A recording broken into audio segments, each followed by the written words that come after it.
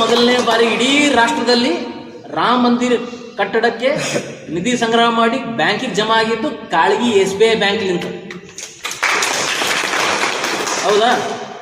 Kalagi SBI ಬ್ಯಾಂಕ್ಲಿಂದ. ಇದು ನಾ ಹೆಮ್ಮೆಯಿಂದ ಯಾವಾಗೂ ಹೇಳ್ಬೋದು. ನಾವು ಮುಂದೆ ನಮ್ಮ ಮಕ್ಕಳು ಮೊಮ್ಮಕ್ಕಳಿಗೆ ಫಸ್ಟ್ ಕಾಳಗಿಲಿಂತ ಅಂತ ನೀವು ಹೇಳ್ಬೋದು. ಆ ದೇವರಿಗೂ ನಾವು ಯಾವುದೋ ಪಕ್ಷಕ್ಕೆ ಯಾವಾಗೂ ಸಂಬಂಧ ಇಲ್ಲ. ಪಕ್ಷಕ್ಕೆ ದೇವ್ರು ದೊಡ್ಡವ, ಪಕ್ಷ ದೊಡ್ಡದ್ರಿ, ದೇವರೇ ದೊಡ್ಡವ.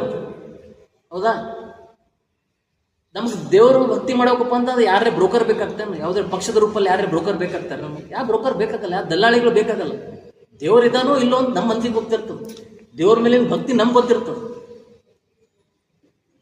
ನಮ್ಗೆ ಯಾವ ಪಕ್ಷದ ಮೂಲಕ ಭಕ್ತಿ ತೋರಿಸ್ಬೋದೇನ್ರಿ? ಯಾವುದ್ರ ಪಕ್ಷದ ಮೂಲಕ ನಮ್ಮ ಭಕ್ತಿ ಎತ್ತಿ ಹಿಡಿಬೋದೇನು ನಾವು?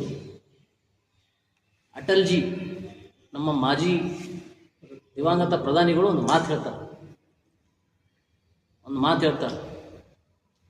If you are silent on the mistakes of your favorite party, if you are silent on the mistakes of your favorite party, you are not a patriot, you are a party lover ಅಂತ ಕರೀತಾರೆ.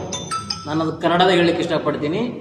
ನೀವೇನರೇ ಸುಮ್ಮನಿದ್ರೆ, ಮೌನವಾಗಿದ್ರ, ನಿಮ್ಮ ಇಷ್ಟವಾದಂಥ party ಯಾವುದೇ ಇದ್ದಿರ್ಬೋದು, ಆ ಇಷ್ಟವಾದಂಥ ಪಾರ್ಟಿಗಳ ತಪ್ಪುಗಳ ಮೇಲೆ ನೀವು ಮೌನವಾಗಿದ್ರೆ ನೀವು ರಾಷ್ಟ್ರಭಕ್ತರಲ್ಲ, ನೀವು ಸತ್ತಾ ಪ್ರೇಮಿ ಮತ್ತು ಪಕ್ಷದ ಪ್ರೇಮಿ ಆಗಿರ್ತೀರಿ ಅಂತ ಅಟಲ್ ಬಿಹಾರಿ ವಾಜಪೇಯಿ ಹೇಳ್ತಾರೆ.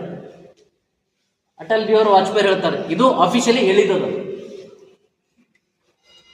ಅದಕ್ಕೆ ಯಾವುದೇ ಪಕ್ಷ ಇರ್ಬೋದು. ಇವತ್ತು ನಮ್ಮ ಪಕ್ಷ, ನಾನೊಬ್ಬ ಕಾಂಗ್ರೆಸ್ ಪಕ್ಷದಾಗ ಇದ್ದೀನಿ. ನಮ್ಮ ಪಕ್ಷದಾಗ ಯಾರೋ ಏನೋ ತಪ್ಪು ಮಾತಾಡತ್ತಾರಪ್ಪ ಅಂದ್ರೆ ಎತ್ತಿ ಹಿಡಿದು ಮಾತಾಡೋ ಸಮರ್ಥ್ಯ ಇರ್ಬೇಕು ನಮ್ಮಲ್ಲಿ.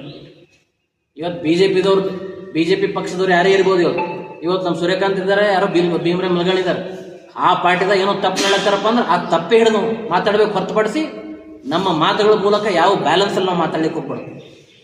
ನಾನೊಬ್ಬ ರಾಮ ಭಕ್ತ. ರಾಮನ ಮಂದಿರದಲ್ಲಿ ಆಗಿದಂತ ಕಳ್ಳತನದ ವಿರುದ್ಧ ನಾವು ಮಾತಾಡ್ತೀವಿ. ಇವತ್ತು ನಾಗಮಣಿ ಕುಶ್ವಾ ಅಂತ ಒಬ್ಬ